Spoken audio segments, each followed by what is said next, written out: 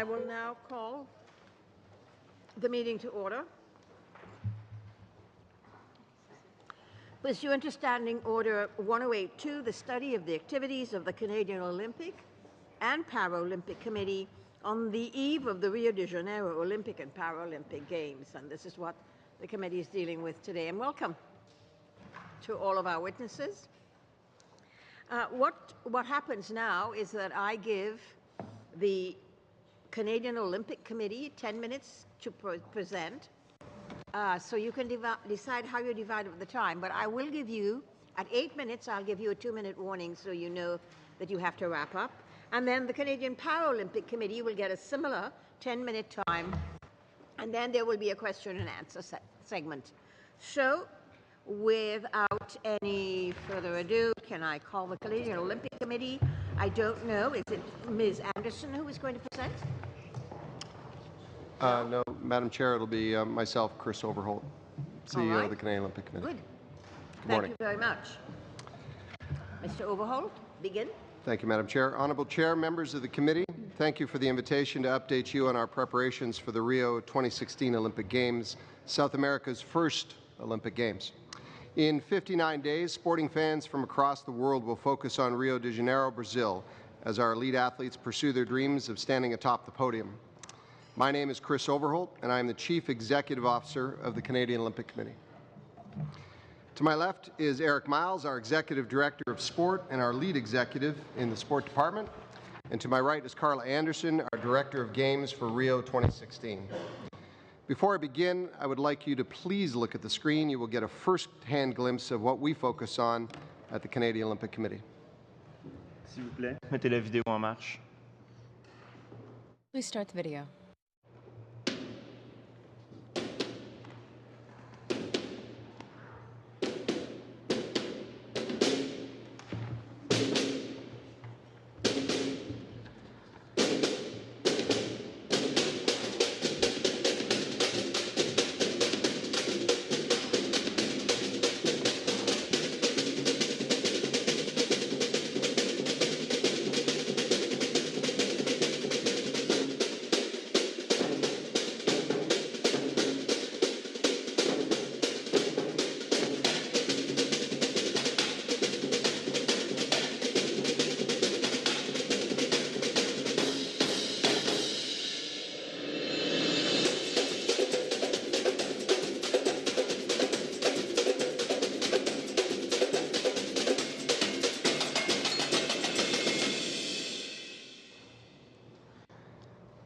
Cette vidéo nous rappelle toute la fébrilité. This video reminds us of the excitement building in Rio.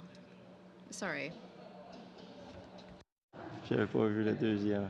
I hadn't seen the second one.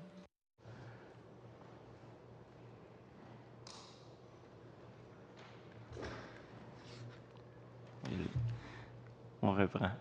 Cette vidéo nous rappelle toute la... Thank you. Cette vidéo nous rappelle... Let's try that again. This video reminds us of the excitement building in Rio as we approach the opening ceremonies of the Olympic Games in 59 days. The Summer Olympics are the largest global sporting event, and we are preparing to send the largest delegation in our history. Over 315 Canadian athletes will compete against more than 10,000 athletes from 205 countries. Competition will be fierce, but our Canadian team will be ready. Contend for tops 12 in the world in terms of overall medals won. It's an ambitious goal, and given the level of international competition, it will not be easy. So fierce, in fact, is the competition that just a couple of medals can make the difference between coming 19th or 11th. But we've never been more confident in the ability of our athletes to rise to the challenge. The recent success on the international stage is a testament to their readiness for these games and to the incredible support team around them that helps them on their journey. Canadian athletes have won 19 World Championship medals at the most recent World Championships in Olympic sport.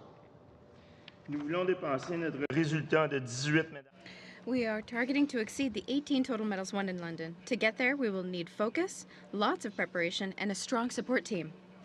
The COC mission team, while working for the athletes, needs to be able to match their incredible talent. We have great expertise in this area because we listen to the needs of our athletes and coaches. This is real teamwork. We learned from them the Olympic competition is much different from other competitive environments. By analyzing such differences, we have been able to offer the best Olympic preparation program to date. Includes familiarization events to help acclimatize athletes and coaches to the actual Games environment.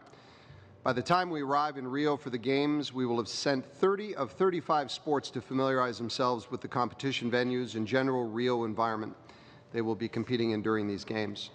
We've also provided info for the family and friends, which gets sent directly to the national sport federations to pass on, and develop documents for them that we put on our website. We also provide services like helping with visas and dedicated personnel for family and friends on site in Rio. Ces initiatives aident à réduire les distractions et le stress. These initiatives help reduce stress and distraction for our Olympians. This is another way to ensure the whole family will be well prepared to support Canadian Olympic athletes in Rio.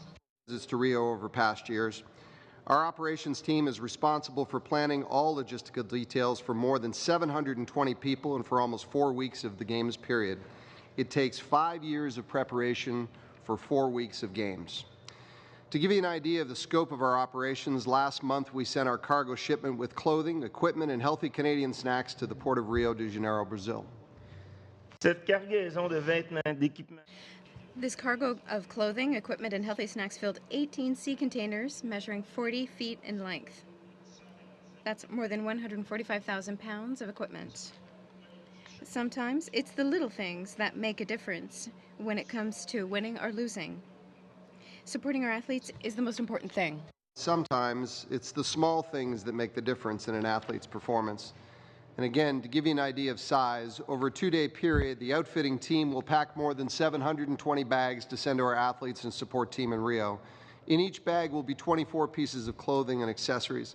It's incredible to see the determination and pride that wearing the Canadian Maple Leaf brings, of course, to our athletes. There will be 5 main COC operational venues for the Canadian Olympic team: our Olympic Village, 2 performance centers, the main press center, and of course Canada Olympic House. Our athletes will be housed in the Olympic Village or the COC's Performance Center in Ipanema, with others spread out in other locations. We have a ticketing team to help arrange for athletes to view competitions of their teammates from other sports. We have complete health, sport, and technology services filled by an expert Canadian health and science team. And the COC's performance technology services in the Olympic Village includes video analysis technology to capture and analyze all Canadian Olympic team performances. The COC has also developed a wellness center to provide a calm and relaxing environment for Team Canada in the Olympic Village. All this preparation is shared and in collaboration with On the Podium and our national sports federations to ensure every minute of every athlete's journey is smooth and efficient and that no stone is left unturned. Our collaboration, especially with Sport Canada, is significant across all relevant sectors and is crucial to our success. Dans le village, le Comité olympique canadien offrira de... In the village, the COC offers many services to help athletes get oriented and offers entertainment between competitions and training. At their disposal, they will have a concierge service, computer access, a training center, ticket services, and access to coverage of the Canada Games. Our specialists of health and wellness will help our athletes to maintain performance rather than focusing on distractions of the Olympic environment. Again, we will welcome athletes, their families, and their friends to the their Friends of Canada to the Olympic House, a home away from home for Canadians, to minimize distractions for the Canadian Olympic team.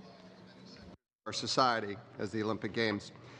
Team Canada is, of course, comprised of athletes, coaches, technical support staff, and team leaders, but also doctors and physiotherapists, operations personnel, communications and digital teams, outfitting teams, and security services, including, of course, RCMP officers, to ensure the safety of Canadian Olympic team while Brazilian security forces look after the general safety of all those involved. We're also working on the Rio Games communications plan. Heading into Rio, we're building on the strong connection between Canadians and their Olympic team. Like we did for Sochi 2014, in the Olympic Winter Games, we'll be announcing all of our teams before Rio and have announced 6 teams so far. We can feel the anticipation building as Canadians seek to learn their inspiring stories of athletes who will represent our country. Nous continuons à chercher des façons créatives de rapprocher. We continue to search for ways to bring creative Canadian athletes of our road to Rio to tell their stories, which are inspiring. We are committed to do well by our Olympians 24 hours a day, 7 days a week, 365 days a year. Organizing the Canadian mission Rio is a colossal and complex task, representing 5 years of work, but we stand up to the challenge by following the example of courage and persistence provided by our athletes. Have this opportunity to address this committee because the Government of Canada plays such an important role as a contributor to sport in this country, for particularly our national sport federations, our athletes and coaches in Canada, and we're so grateful for that support. Without question, continued strong and stable government funding is critical, and the collaboration between our organizations essential to our success of our athletes and today as we head into the future generations of Olympians going forward.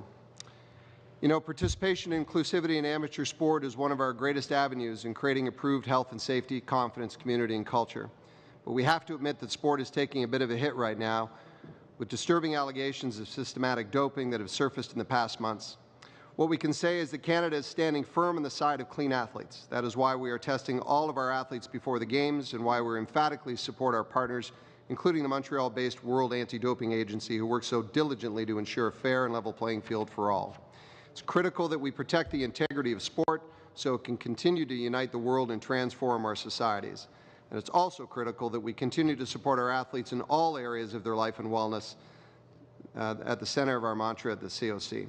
Our work isn't just about getting athletes to the Games. We work all year round on various programs, some in collaboration with provinces and government to ensure a healthy and prosperous sports system for the playground to the podium. We call on all Canadians to rally behind our athletes once again as they compete against the world and make our community proud. Canada's mission for Rio is a huge undertaking. By working together with all the partners, we will succeed for our athletes. Thank you for your attention today, and we'll be happy to answer any questions you may have in English or French. Thank you very much. And now we will go to the Paralympic Committee for 10 minutes. Thank you.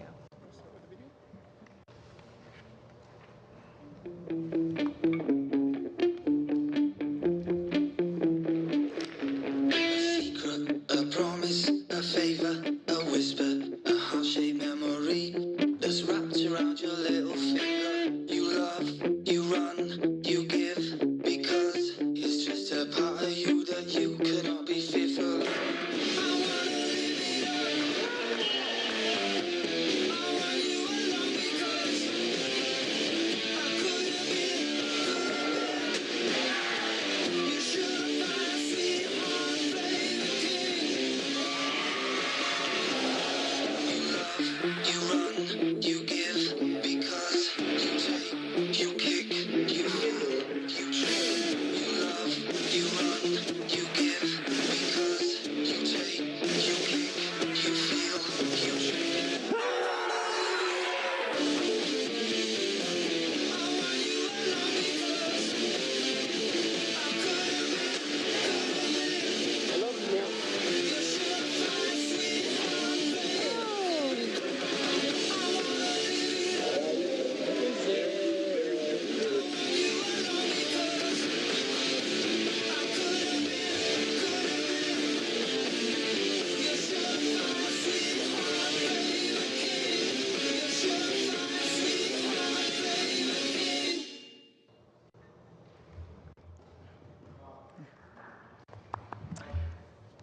Morning, Honourable Chair, committee members. Thank you very much for the opportunity to provide an update to you today, which will include a number of things. First, an update on the Rio Paralympics. Second, a little bit about our Team Canada preparations. And third and final, how we intend to tell the story and share it with all Canadians from coast to coast. Now, before I start, I would like to acknowledge the continued strong leadership and financial support from the Government of Canada, and the leadership and work of our national sport federations, performance partners such as Sport Canada, Own the Podium, and the Canadian Association of Coaching, as they support our athletes to compete for the Games. Now let's turn our attention to the deck that each of you have in front of you, and we'll walk through, and at least you have a memory and some reminders of some of the information that we're going to share with you today. So we'll start with page 3. The Rio Paralympics will be held from September 7th to 18th, and approximately 176 countries will be competing with a total of 4,350 athletes overall. There'll be 23 disciplines, that means 22 sports, and cycling has 2 disciplines, and there'll be 11 days of competition. Most importantly for all of us to note that there will be 528 medals to take away, and that's what our focus is on, the 528. And also second, for Canada, the 2 new sports that have been added, both triathlon and canoe, of which Canada will be providing athletes for both these 2 new sports. Next page really speaks about what Team Canada is comprised of. Currently, we're looking at about 155 to 160 athletes, and this also includes the guides. Now, as Chris mentioned earlier, when you add all the support around with the coaching, the medical personnel, the mission staff, and the admin staff, a small village to make this effective and help support the athletes, our overall Team Canada size will be approximately 300 individuals. Now, leading this large team will be none other than one of our most decorated Paralympic athletes, 5-time Paralympian, Ms. Chantal Petitclerc. And her leadership is based upon an incredible level and years of experience of knowing what it takes to win and the kind of performance environment we need to provide for our athletes to do their very best on the world stage. Chris also referred a little bit to the sequencing for the notification of the sports.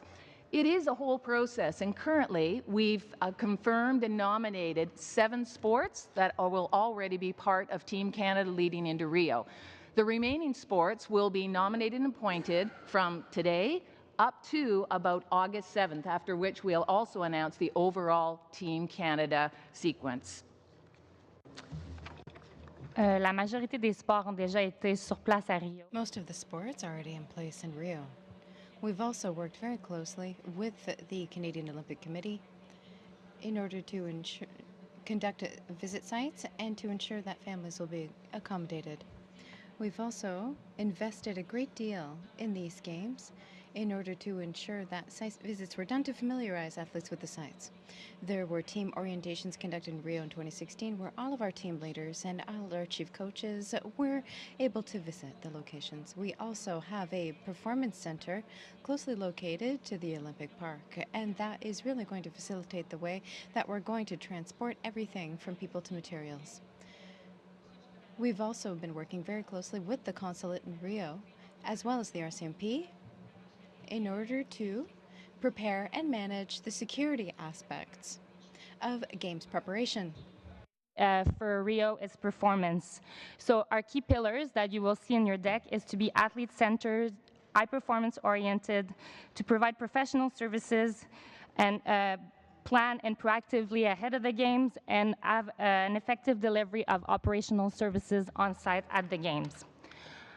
Notre but pour Rio est d'être top 16 au compte des médailles. Our goal for Rio is to be in the top 16 in overall medal count. That's going to be difficult to achieve given that the Paralympic movement has increased since London and has taken on a great deal of scope. This translates to approximately 30 medals based on the analysis against other nations. When it comes to the different problems in Rio, there was the issue of security. We're implementing plans to ensure that every risk is managed effectively and proactively.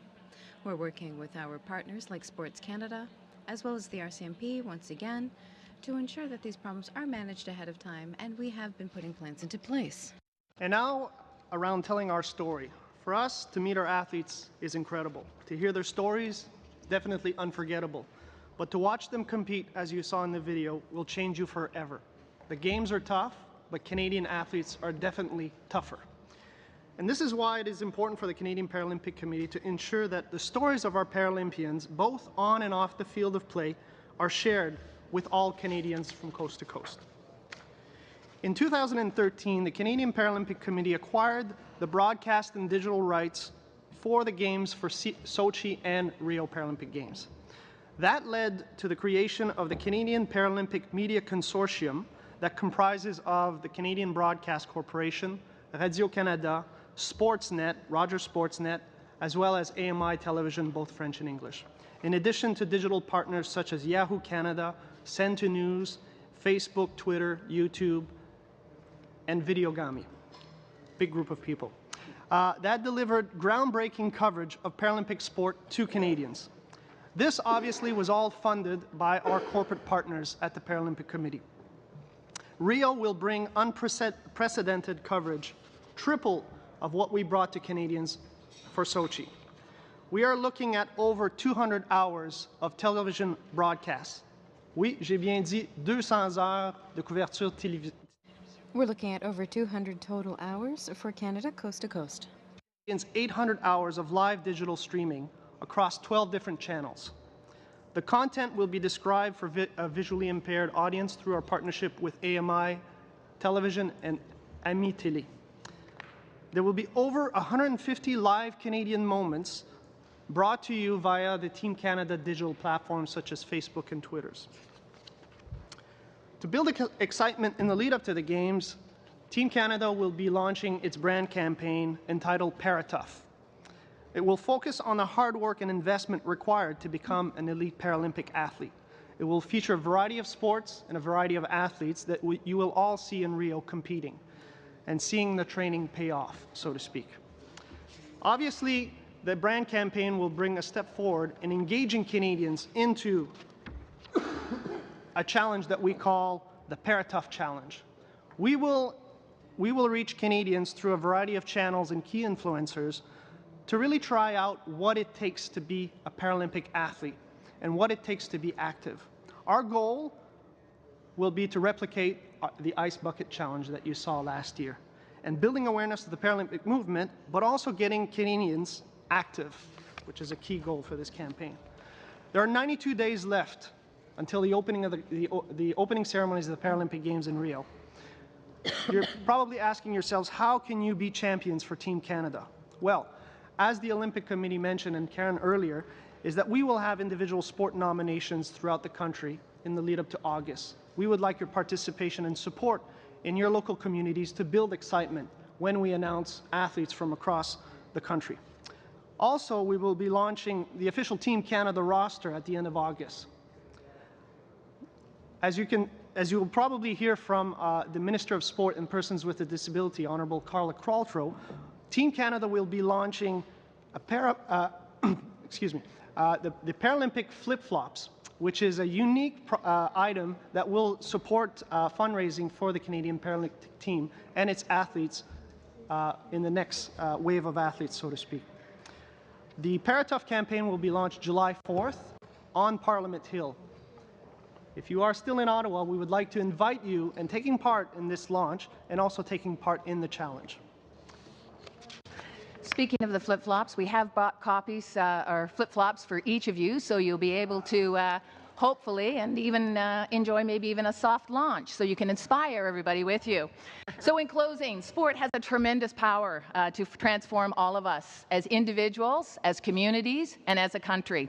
And I hope you will all join us in your continued support and cheering for our Team Canada Paralympians in September. Thank you. Thank you very much. And before we go to question and answers, I need to ask the committee a question. Mr. Lauzon, the parliamentary secretary for Minister Qualtrough, wondered if you would allow him to just have a few words. Do I hear any? Fine, then the committee agrees. Mr. Lauzon. Oui, merci. Yes, thank you. To be here this morning, I appreciate that. J'aimerais vraiment témoigner. I'd like to say, as Parliamentary Secretary for the Minister, Carla Qualtrough, that it is a pleasure for me to speak on your behalf throughout Canada and to speak for the Olympics. It's something that I appreciate very much. I would like to thank you, especially for the work that you've done up until now. I wanted to thank you personally. I wish you the best chances and the best of luck in the next few days. Please continue your excellent work. Thank you very much, Mr. Lauzon. I'm sorry about that. I keep punching this thing. Now we go to the question and answer part. Each round, in the first round, is going to be 7 minutes. And so that includes the question and the answer. So I would like everybody to be as crisp and concise as they can be. And we begin with Mr. O'Regan of the Liberals for 7 minutes. Mr. O'Regan. Thank you, Madam Chair. Ma question touche spécifiquement le mouvement paralympique. My question is for the Paralympic movement. I noticed that from Paralympics to Paralympics, the number of viewers has considerably increased. My question is, how do you explain that? Can Canadians expect more coverage of the Paralympic Games for Rio for 2016? And is the Canadian Paralympic Committee working to ensure that additional sports can be included in future games? Future Paralympic Games. Could you share with the committee a short list of sports that the committee would like to see included? Thank you. Thank you very much, Mr. O'Regan. Let me make a few general comments and then I'll ask my colleagues to speak about some of the specifics.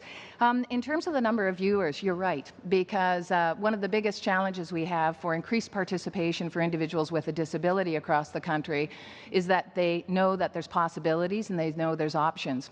One of our top swimming Paralympians, Stephanie Dixon, who I think is topped with awards and medals, numbering about 21 medals, tells the story often that she didn't even know it was possible. She's minus one leg, she as an amputee, single leg amputee, and she didn't know it was possible until she saw another Paralympic swimmer on TV, and that's what initiated. And she saw the interview afterwards, and same story shared with one of her equivalent colleagues, Benoit Huot.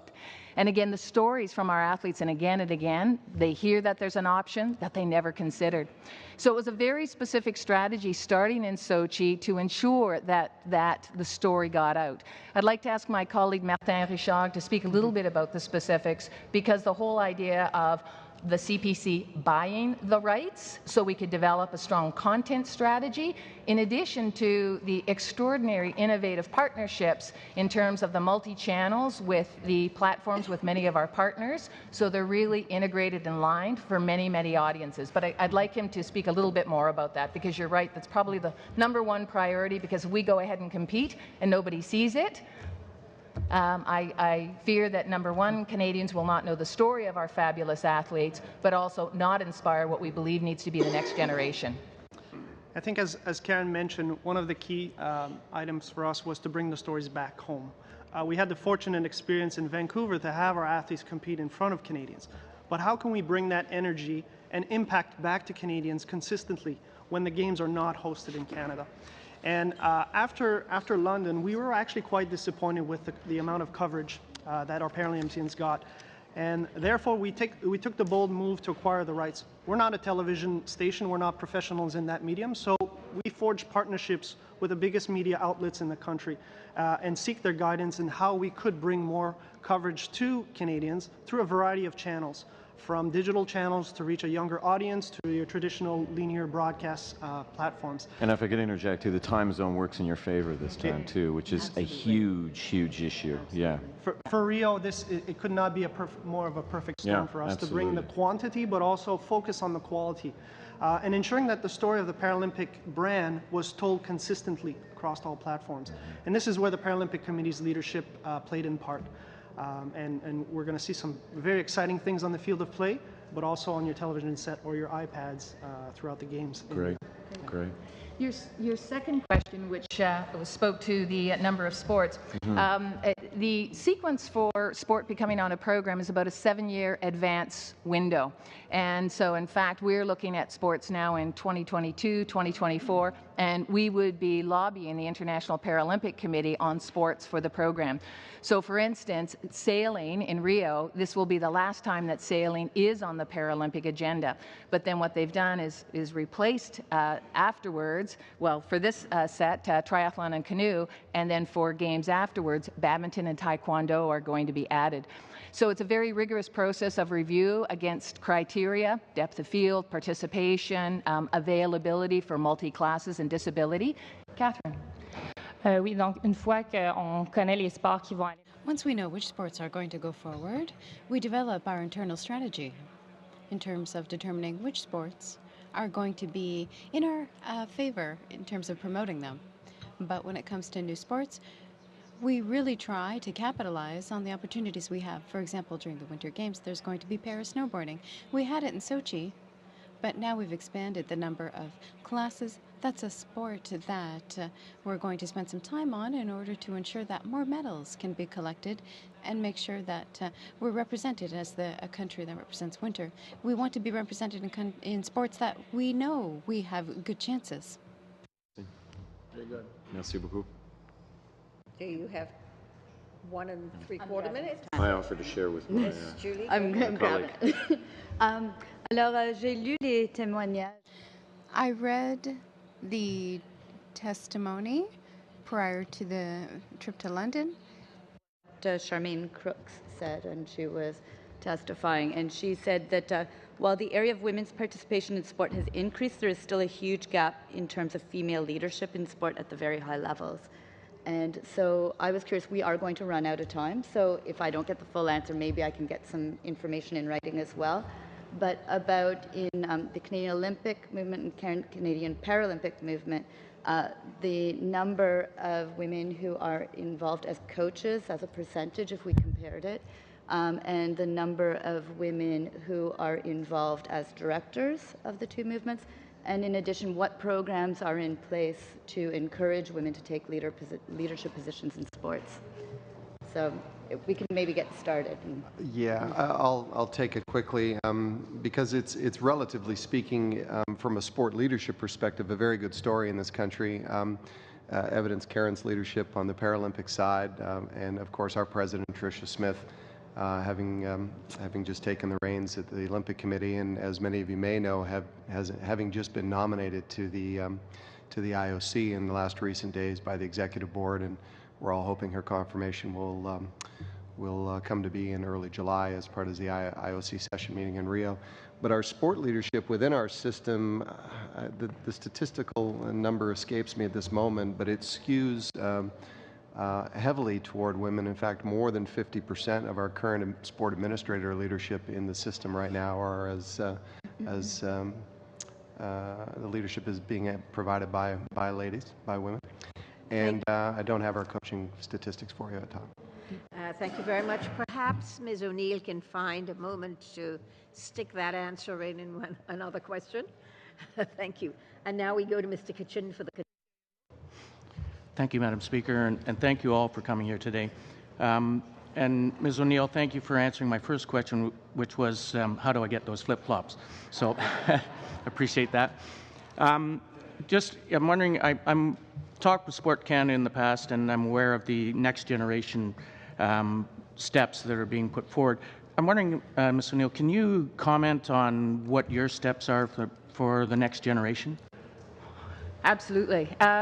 This is a critical program for us, and particularly when you talk about individuals with a disability. The next generation, loosely defined, speaks to those athletes that might be approximately 5 to 8 or 9 years away from the podium.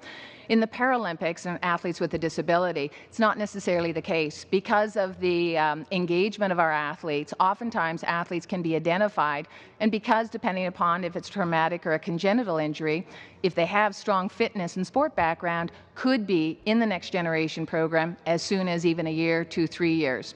So it's of utmost importance for us. We've initiated a program actually very similar to what the COC has for identification and recruitment of athletes, and ours is called Paralympian Search.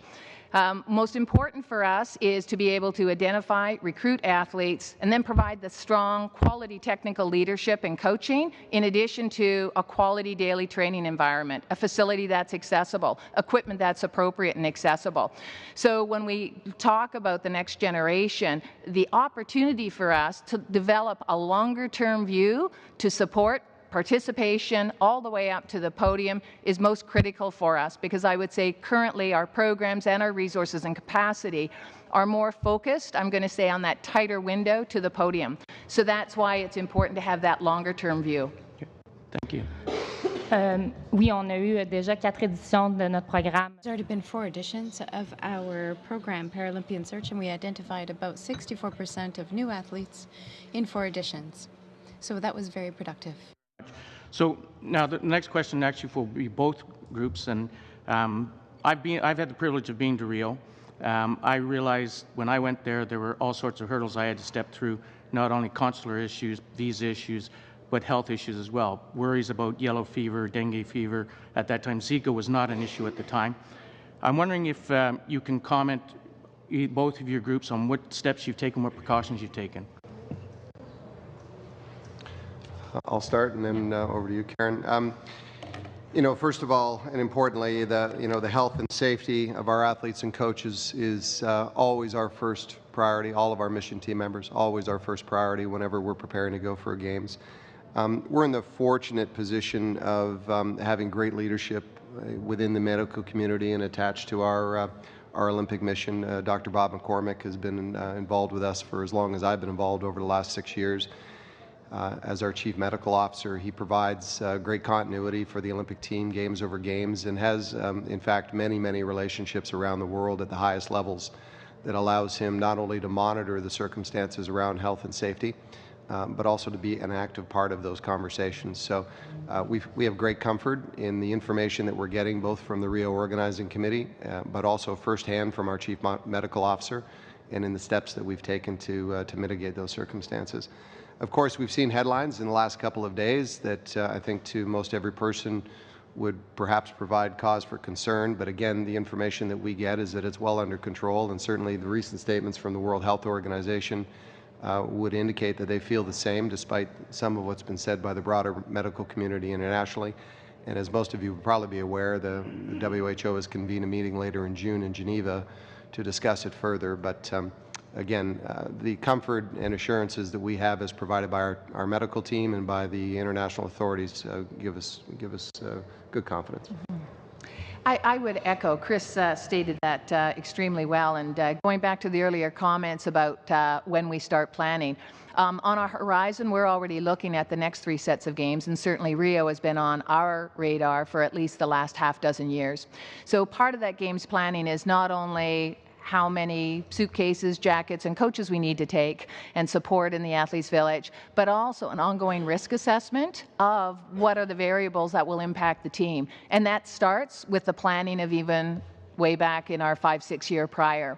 So whether it be health concerns, security, water, those are all part of our planning and risk management and mitigation. And I would also echo and really build upon Chris's comments about it really takes a small village to be able to deal with this. There's such an interaction between ourselves and the Canadian Olympic Committee, the Canadian Consulate, and also the other associated federal agencies in a very tight, I'm going to say, a strong working partnership to make sure that we've got accurate data on a real-time basis and have the capacity and the system, as Catherine pointed out, in terms of how we're looking at our emergency preparedness response and our issue management, to be able to activate immediately as required. Thank you. Now, we've had a number of things in the news. Thank you. Where we've had a number of athletes have said they're actually not going to go, and that's personal preference as to whether they do it. How are you going to fill those spots as you hear them? I mean, if something happens the last day before, how do you fill that position? Well, we submit a long list of potential athletes to the organizing committee for consideration, and then we leave the rest to our national sports federations, each of whom have their own independent process separate from us that allows them to nominate athletes and coaches to their team. and that's a process that has hard deadlines and so on that come up in July. So again, working with our national sports federations for the many months leading up to the games, we have all potential athletes covered in our long list registry with the organizing committee, and then we leave it to our national sports federations to address that up to the deadlines. Ours would be a very similar situation in that the long lists are submitted several months beforehand. At this point, we've had no athletes decline the invitation to be able to participate.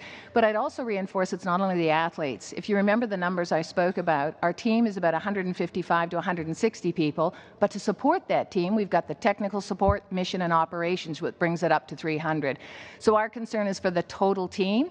We also ensure that from an information standpoint, that everybody is very clear on the scope of the issue, the implications, and the support and full support for whatever decision they make, that they're supported in every aspect with the information and to make the best decision that's appropriate for them. Thank you very much, Mr. Kitchen. And I now go to Mr. Nantel for the NDP. Merci, Madame la Présidente. Thank you, Madam Chair. Absolutely. First of all, I would like to thank all of you for being here this morning. Obviously, there's a counting down to the event in both of your cases. I think the idea of inviting you to appear was to encourage our athletes. I think that the performance of your athletes, and I understand that your federations as well, which are practically your athletes, every federation has its athletes. I see your role as a manager that ensures that everything is in place for an ideal performance. I would like to ask both of you, Ms. Gosselin-Desprez, and how do you ensure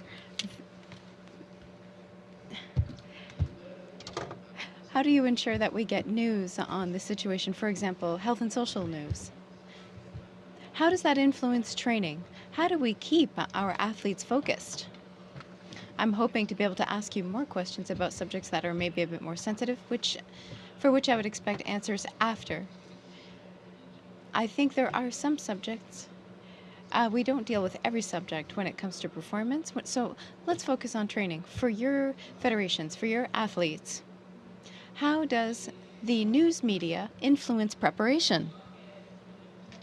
I think the most important thing is to provide the information required to our sporting federations so that they can decide what will distract their athletes or not. Every individual will react differently to various scenarios.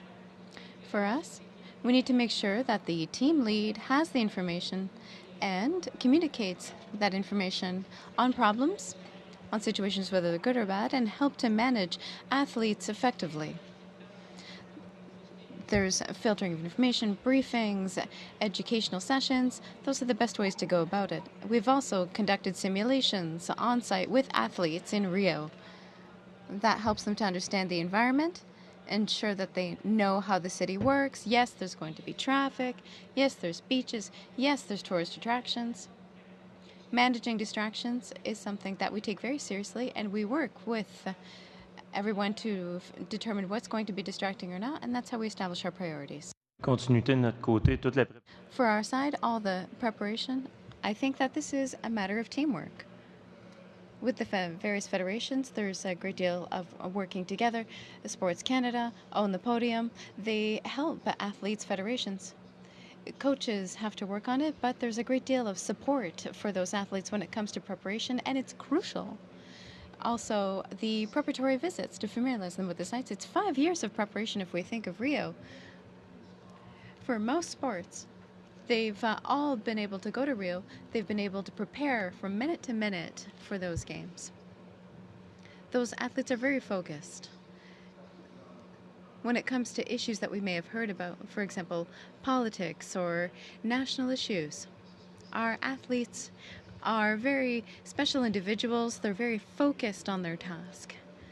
Our responsibility is to make sure that the environment is ready, make sure that it's secure to favor the best performance. Our athletes are used to those realities. They travel every year. the process of getting to the Olympics is the fruit of 12 years of work. If we look at an athlete and high-level performance, it's really an accumulation of total experience. We don't have Canadian athletes who have said that they won't go to Rio.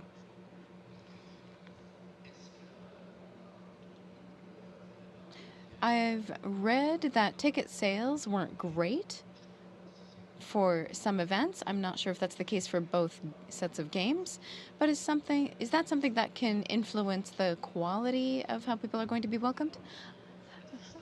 Ticket sales to attend the various events, I heard that they weren't great. There's honestly no concerns about that. If we look at the games, we can even think about Toronto last year. It's the best example. We heard the same thing before the games. There were concerns, but I'm sure you all saw that it was an unparalleled success. I would say that that's not a concern. We have, or rather we are working very closely with the organizing committees, with Canadians in those various committees, so we do not have any concerns on that front. When it comes to our athletes, the potential nomination of Smith to the committee, is that something that is an additional motivation, a source of pride for athletes? That's a good question. Yes, we have a chair that is really representing as well, not just athletes, but everyone, employees, leaders, people who really believe in the Olympic movement. We need people like her in Canada, but at the international level, when we look at various situations occurring now, and we see that the place that Ms. Smith is carving for herself, her nomination as chair is really the fruit of many years of work. This leads to the question, which I think could be sensitive. I'm not expecting an answer today. Thank you.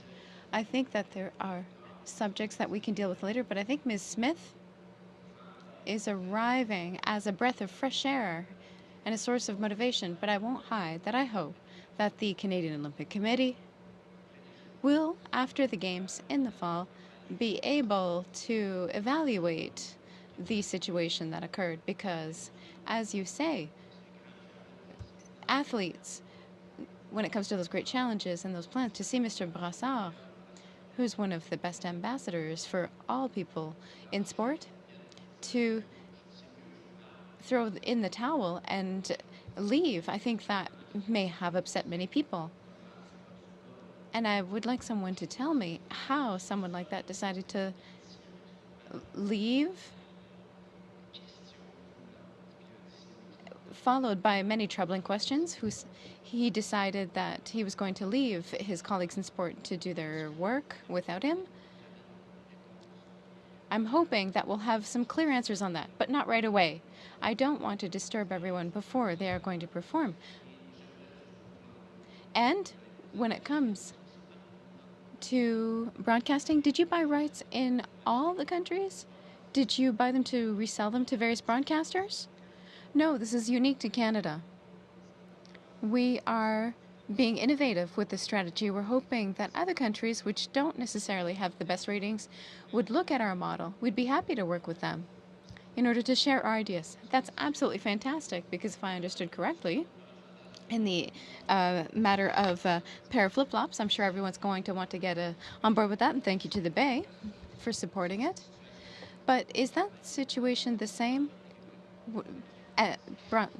Advertising isn't as strong? Thanks, Mr. Van Daal. Thank you. Of the Liberals. Merci beaucoup pour votre présentation. Thank you for your presentations. We're going to be around the Zika virus, and Mr. Kitchen has asked several of them, and you've given us general advice that, based on the best information from your public health professionals and your doctors, that our athletes will be safe. Just one follow-up question is, can you give us specific examples of what sort of counsel or advice you're giving our athletes to mitigate the risk to themselves and to their loved ones when they do go home? Can you give us just a few specifics? Oui, merci. So basically, we have a number of ways that we can mitigate the risk. So for example, where bug spray, anti-mosquito repellent ongoing. We also have, basically, we indicate to them if they're uncomfortable to wear a long sleeve, long pants, those kinds of things. We're also making sure that there's, like, with the organizing committee, there's going to be air conditioning within the village. So we're really trying to ensure that windows are not open, reinforcing some of those messages, as well as obviously for each of them to understand what they're getting into with their own team doctor, and having our chief medical officer really working with each of the team doctors to highlight some of those risks and kind of ways of mitigating any area that may make them uncomfortable. Okay. I would only add that, of course, the organizing committee takes that first responsibility. So all of us have heard firsthand about some of the mitigating steps that organizing committee has taken on the ground. There's been, lots of spraying and the work that gets done again around the venues and so on that they're managing. Otherwise, our instruction, quite literally, to our athletes, coaches, and all of our mission team members is generally preventative in its orientation. We have many opportunities to intersect with them in that regard. We hold seminars for our athletes and coaches. We just recent weeks had our team orientation preparation seminar that involves most of our mission team members, where we have the chance to brief them on all matters of games operations, including security, health, and safety. We have team orientation sessions that we undertake before the team goes, and then again orientation sessions once they arrive in Rio. So all of those are opportunities to give them quite literal instruction about preventative measures.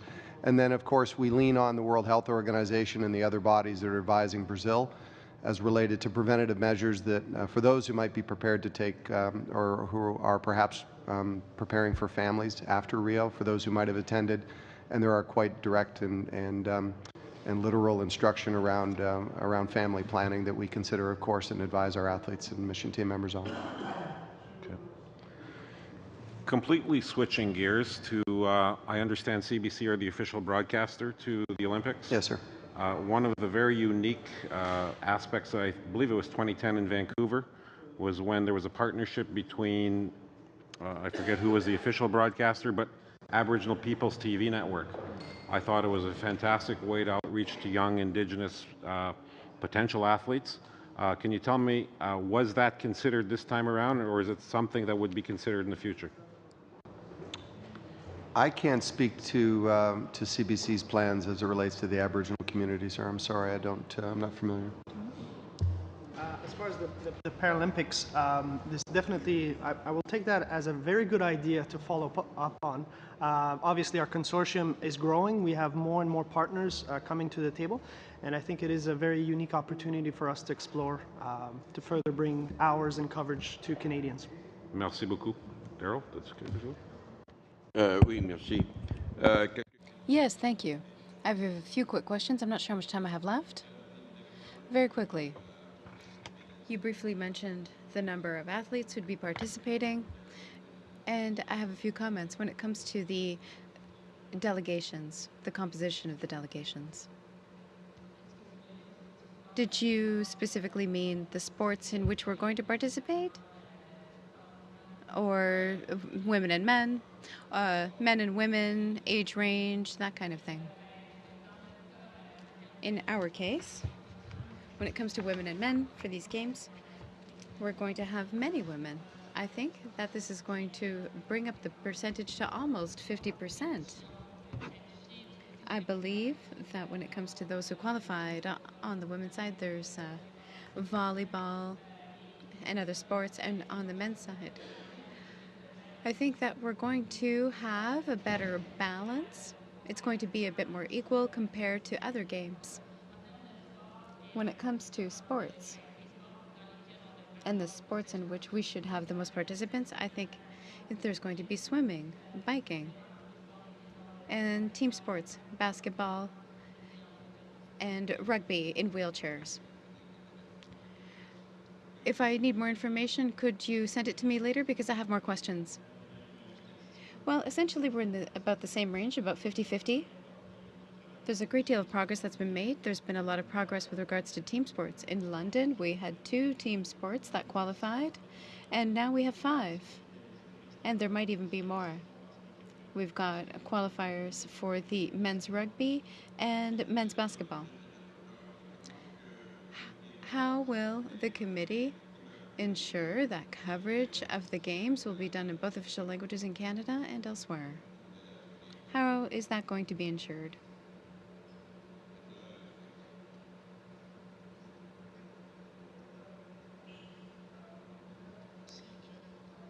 We are proud to say that there will be more than 40 hours of original programming in French with Radio-Canada and our partner AmiTélé. Broadcasting in both official languages is very important to us. It's also important to offer content that will be available for those who are not sighted, for example, video description. That way all Canadians can watch in both official languages, as well as those who are not sighted. They will have access through AMI television, for example. I believe you had 300 hours in English.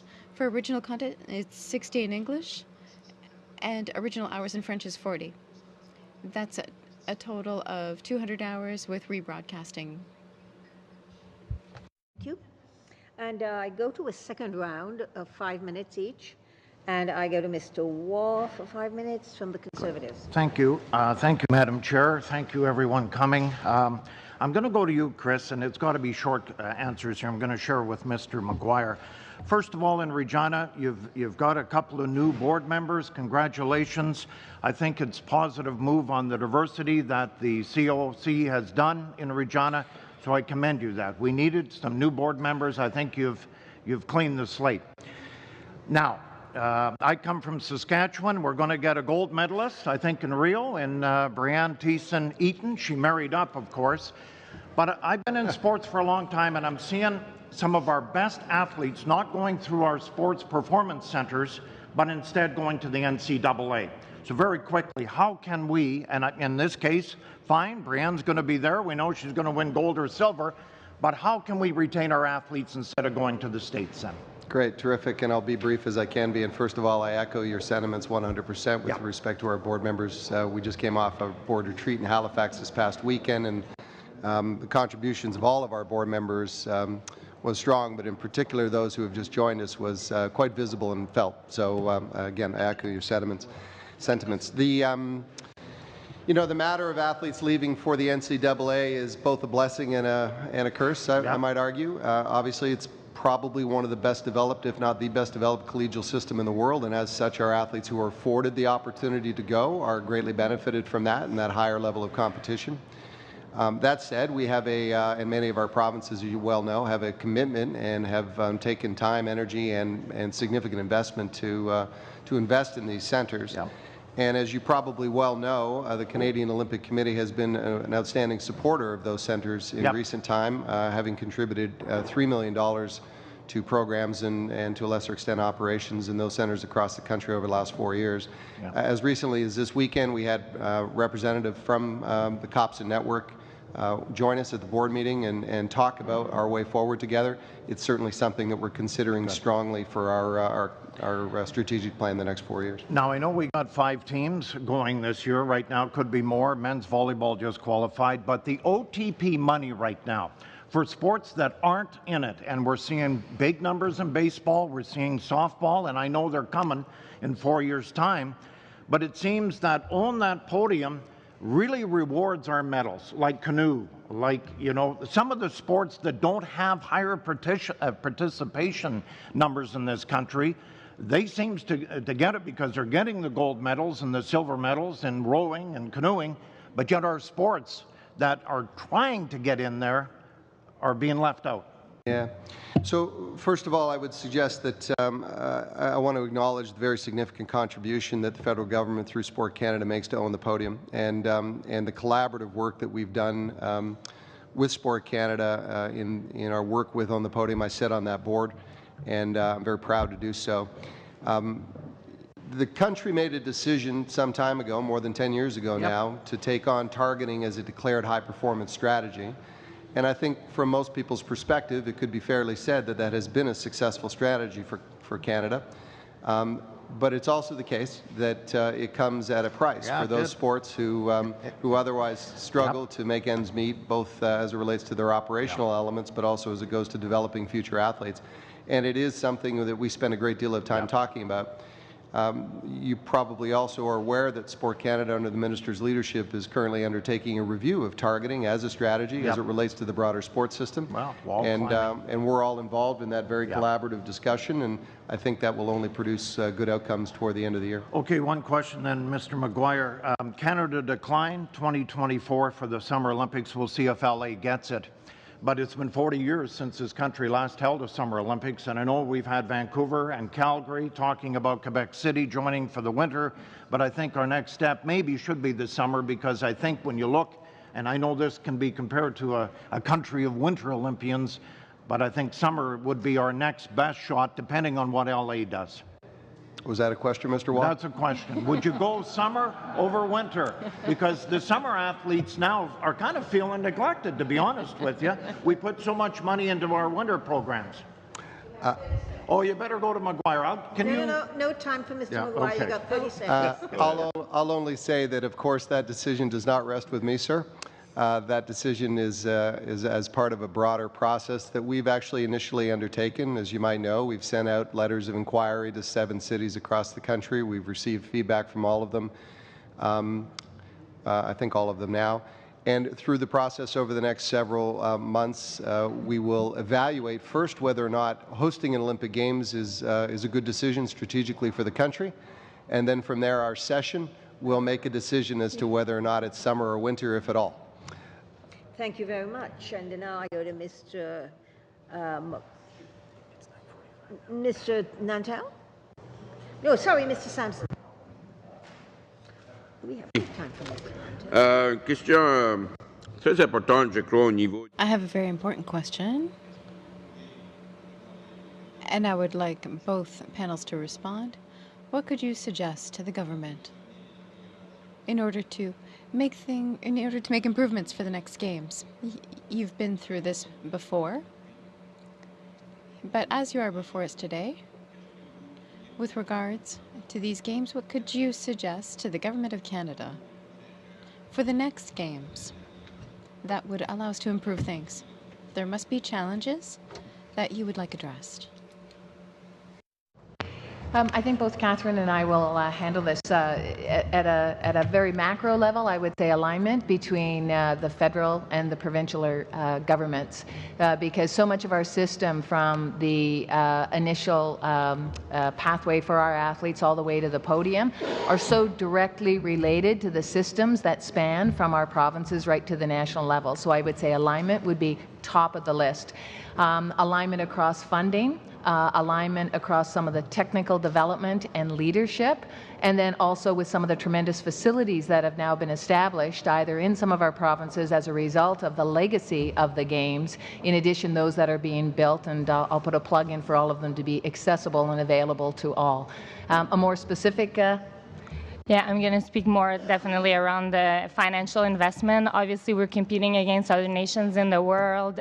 We always want to do extremely well, and we're applying pressure on ourselves, on our federation, but we're still behind in terms of overall funding to sport compared to other nations. So any enhancement to the funding to the national sport organization, so they have the flexibility to hire the best of the world coaches, develop the best of the world coaches that are coming from here in Canada, and not have to go outside, ensuring that they have the resources that actually they can deliver a program that's at the same level as other nations if we want to be at the top.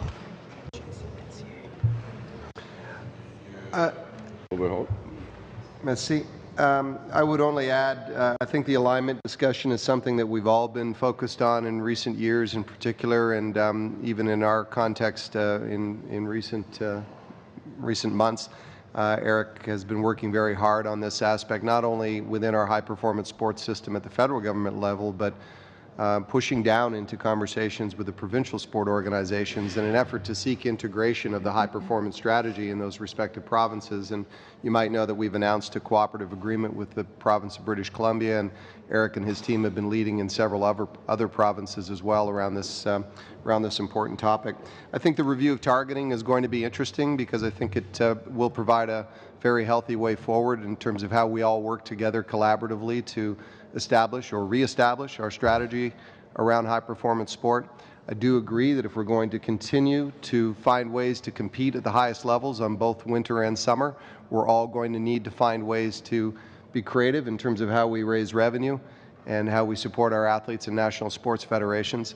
But I will want to say to all of the members of this committee that I am personally never more optimistic than I am right now about what sport looks for in this country.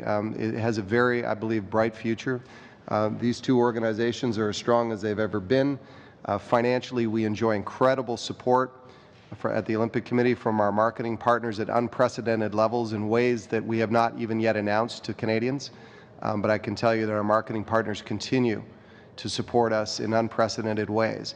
And that, combined with some of the good work that we're doing at the board level, steps that we've taken in the last months to address matters of governance and issues related to women in sport and a number of things that you've seen and read about, I feel very positive, very good, and coming off a great weekend with our board, they feel equally the same. So I would just want to say to this committee and to all Canadians, I think we should be very optimistic about the important role that sport is going to play in this country in the coming years. Excellent. And our athletes provide outstanding inspiration around all of that. Very quick question, if I have another moment, would be education. What are we doing to educate our youth in schools to be mindful of what's happening and seeing these as opportunities?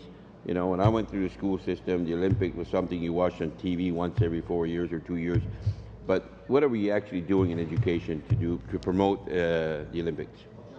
Right to Karen. So, first of all, you know, we both talked about the importance of telling our athletes stories, and not just once every 2 years or once every 4 years in the context of winter, summer, but the importance of telling those stories every day, 365 days a year. And certainly we've watched great growth in both organizations around telling athlete stories and marketing our athletes and our brands respectively. We do so in a number of ways, digitally, of course, in a world that is intersecting with our athletes quite literally and young Canadians. But we're also established world leaders in education, youth, and community engagement in Canada. We have been going back to 1988. Started with a school program that started there that has continued for all these many years and that we're even more committed to now. And some of the work that we were doing currently and will do in the coming years, I think will continue to push that agenda forward. If I was to venture myself, I'd say what we do in schools is still spotted, meaning close to the Olympics or during the Olympics or after the Olympics. I don't see any real integration in curriculum. That's, you know, where I'd like to see more. I understand, and so would we. And while that's not universally true, it does certainly depend on the willingness of the boards of education across this country to take our curriculum up, but we have it available to them across a multiple of levels. Thank you. And I go to Mr. Nantel for 5 minutes. Merci beaucoup. Je pense que la question... Thank you very much. I think Mr. Sanson's question was very interesting. Indeed, when it comes to students in the classroom, is there something that we could do to improve things? You referred to a platform that was available for schools. Does that apply to children in other contexts? Are there initiatives that have worked out in other provinces when it comes to sport? CPC. Much of what Chris said in terms of it is a big issue, and the gender question came up earlier before, and it's a critical time period, particularly in that 3-4 years old up to 10-11 years old. Just as an example for young women, if a young girl's not active by the age of 10, then there's only about a 10% chance that she'll be active by the age of 22. And then when you look at the intersection of gender with culture, with other backgrounds, with disability, those numbers for current participation even go down that much more. To Chris's point, both of us have some great school programs. One of the specific ones we've looked at is the creation of a fundamental movement skills program, because particularly for motor patterns for young children, they need to be introduced in a very targeted fashion, and particularly from a disability standpoint, oftentimes there's an exclusion right off the get-go, and we need to make sure that that stream doesn't continue with the parallel track. So what can we be doing? Talking a lot about the links and the alignment. I would put that at probably top of the list. And again, in the provincial work that both of the organizations are doing, the Canadian Olympic Committee and Canadian Paralympic Committee, it's to be able to look at those deep partnerships and framing a broader context about the importance of daily physical activity, appropriate physical activity, not only in our school system, but also with our specific sports, so that at that critical age, there's a sensitivity to how we increase participation and full authentic engagement by all sectors. Monsieur, overall, tu parlais de marketing partners. Est-ce que c'est... When it comes to marketing partners, there's already been progress made. When I look at the Olympic program, I'm thinking of Training Ground, supported by RBC and Canadian Tire. We are working very closely with those partners. There are excellent programs.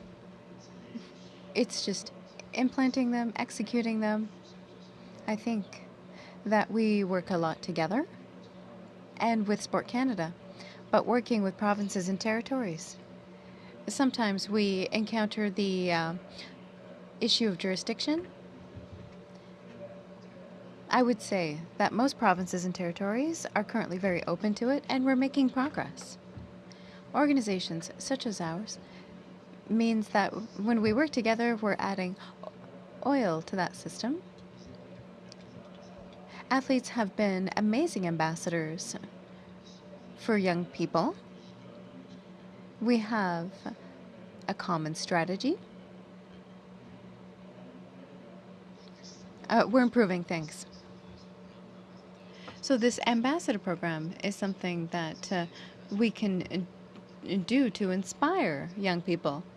Looking at your athletes as examples, yes, absolutely.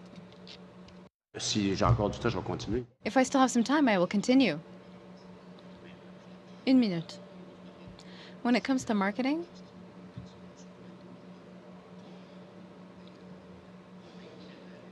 when it comes to the interest of advertisers for the Paralympic Games, in general, there's less coverage.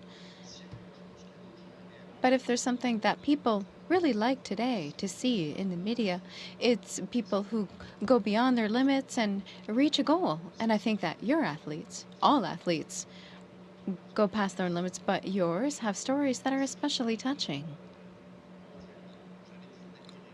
You've bought rights for licensing, and you're offering a better package.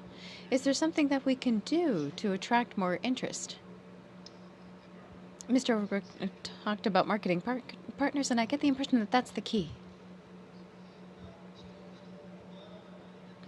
What we've seen in the last 3 years is a willingness on behalf of corporations to not only contribute to the success of the Paralympic team, but to athletes' values.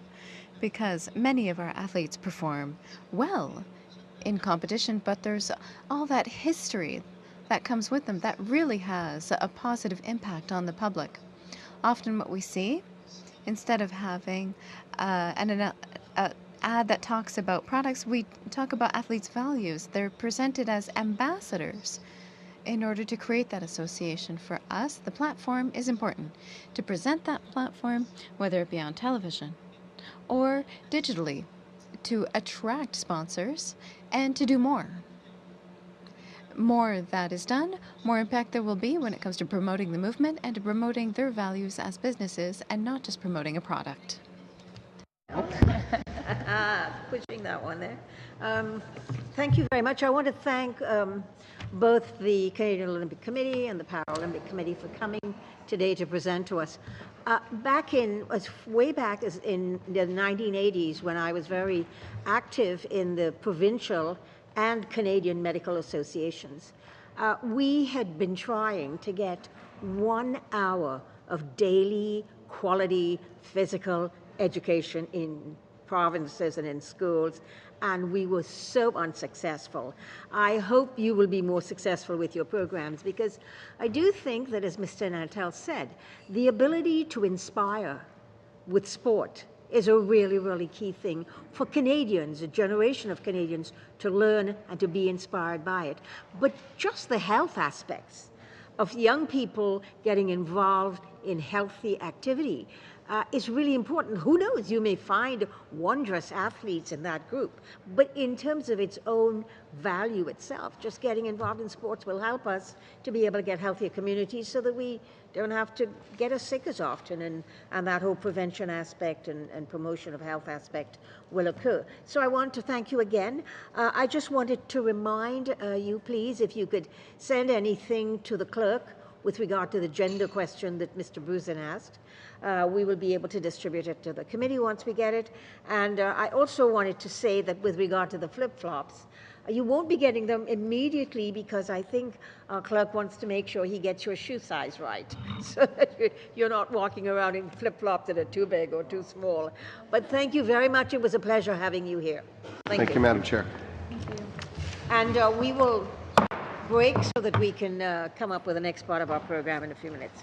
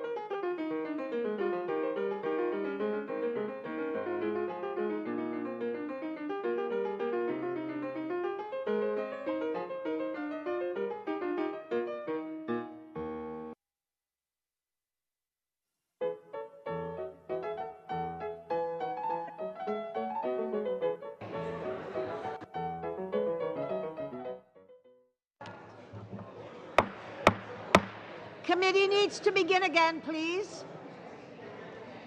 I would like to call members back to their seats. Thank you.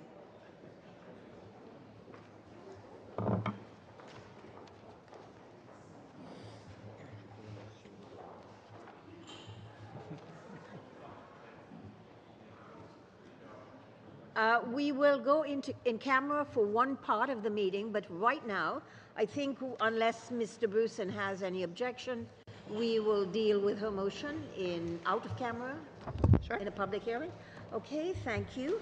So basically, we have a motion from Mr. Bruson that reads, have you got it?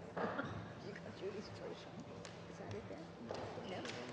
So we were looking for your motion, Mr. Bruson. We haven't lost it, but it was here at some point. It was here. Yeah.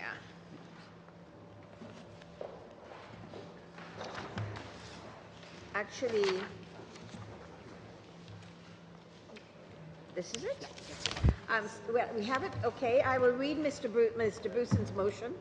It reads that the committee undertake a study of 4 meetings on Canadian women and girls in sport and how the Department of Heritage can increase participation and involvement in both amateur and professional sport. Everyone's got that? All right. Mr. Bruson, did you wish to speak to your motion? Yes, thank you. So I did a little bit of background studying, and the last time that this has been considered by a parliamentary committee, this issue, was in 1998. So there's a lot of time to cover since that last study. That study, actually, they had made a number of recommendations, and they included things like establishing a tracking system to ensure that a fair portion of the new funding does, in fact, reach targeted underrepresented groups, to collect gender-based statistics, to ensure that as part of our funding, we have funding criteria that encourage significant representation by women on boards of directors, programming that serves the unique needs of women and other underrepresented groups, and higher numbers of apprenticeship and employment opportunities for women coaches. I'm only pulling out a few of the recommendations, but those were made in 1998, and I feel that it would be very important for us to follow up and to see what was done and where we need to go from here. It may be that we hear many good news stories, but which I really do hope we do get good news stories.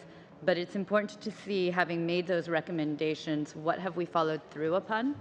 And I will note that on the professional side, women in professional sports are highly underrepresented in many of them. I know that many people here will have gone to an NHL game. I'm not sure how many of you would have gone to a Canadian Women's Hockey League game. And that's great for the people who have. I know that when we just heard from our Olympic committees, many of our Olympic athletes, women who have done very well and excelled, for example, on the Canadian Women's Hockey League team, or hockey team, do not end up in our professional sports in the same numbers. And so that is another part of the study that would be important to me, is to look at how we can ensure that women have those opportunities. Anyone wish to discuss this further? Yes, Mr. Nantel. I'll just say I commend the study. I think it's a very good idea. It's 18 years is an eternity. Thank you. I'm just wondering, I mean, we've talked, Julie and I, about why 4. I'm just wondering why, can you give an idea? 4, is it 2? Should it be 4? Should it be 6? Have you got any idea of witnesses? I do.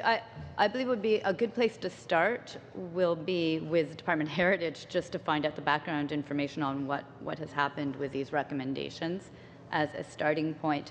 I do have some ideas, and we can talk about witnesses now along the line. I'd mentioned that Charmaine Crooks had given evidence leading up to the 2012 London Olympics, and is part of an association, a subcommittee for the Olympic movement on women in sports. She also spoke when she gave testimony about the Canadian Association for the Advancement of Women in Sports and Physical Activity. So there are a number of organizations that can give us some background. As to the number, I thought it would be good to do a targeted study. 4 seemed reasonable. We can revisit it. It may be one more, one less, but right now it could be, we can see after we have heard from our initial witnesses where we would like to go with that. Before I go to Mr. Wall, I'd like to suggest that that it is usual to set a certain target for, in this instance, 4 meetings, and as the committee begins to do its work, if it believes that it hasn't covered, it could, the committee, of course, being masters of its own destiny, can in fact decide that they want to take more meetings on. We've done that before in committees. So that would be an interesting thing, and obviously we won't deal with the witnesses. You can start thinking of them now, but we won't, if this passes, we won't deal with witnesses until the time comes to actually do the study, which I understand will be after we finished our study, Mr. Brewson, on the media. So perhaps, Mr. Wall? No, you've answered some of my questions. After the Olympics, I think we need Tricia Smith here. She's in charge of the Canadian Olympic team, and she could be on the IOC if they vote her in next month. So she'll be the most influential female person in sport in this country, and that's where this should go. Tricia, of course, just took over our Canadian Olympic situation. So people like that, I noticed the CIS, I think we should invite them, the Canadian Intercollegiate University, because their gender is 1 scholarship for a male, 1 scholarship for a female. And that's all changed in the last 5 years throughout every university in this country. So I don't know if we'll have 4 meetings, but certainly I have a number of witnesses that I'd be willing to bring forward. Absolutely, so everyone can think about that. Mr. Brewson, just a second. Anybody else wish to speak? No? Mr. Brewson? I don't want us to get into the weeds about creating a witness list, particularly because my plan was that this study would follow what we're currently studying. So we're looking at into the fall at this point at its earliest. So that's something that we can set timelines for people to come back with full witness lists. So may I call the question? Oh, Mr. Kitchen? I actually have the study and the recommendations. I took the initiative to look at it. It talks about the government of Canada continuing to collect gender-based statistics. I'm just wondering where we would find that.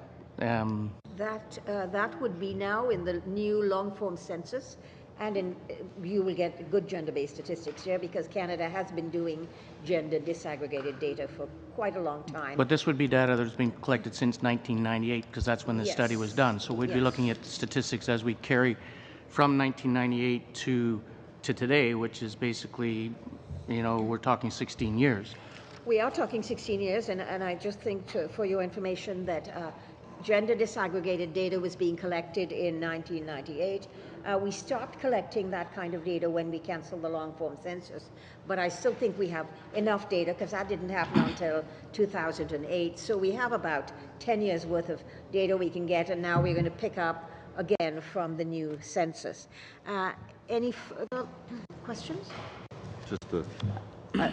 No, again, that goes to the question for our study, though. Yes, what are the statistics? Yes, we're kind of leaping ahead of our time here.